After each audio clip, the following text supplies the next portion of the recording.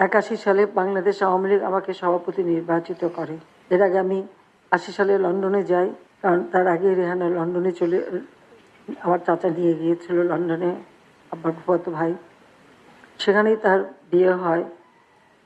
কিন্তু সেই বিয়ে তো আমি যেতে পারিনি, তার কারণ আমাদের এমন কোনো আর্থিক সঙ্গতি ছিল না যে আমি বা আমার ছেলে মেয়েকে নিয়ে যাব অথবা সেখানে থাকবো, কারণ বিদেশে তো আমাদের কিছু ছিল না।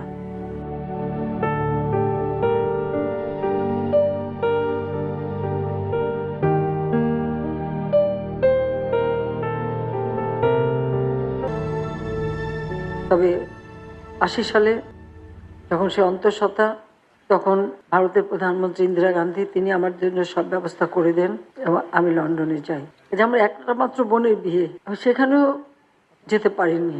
বাবা মা হারা বলতে গেলে একদম এককভাবে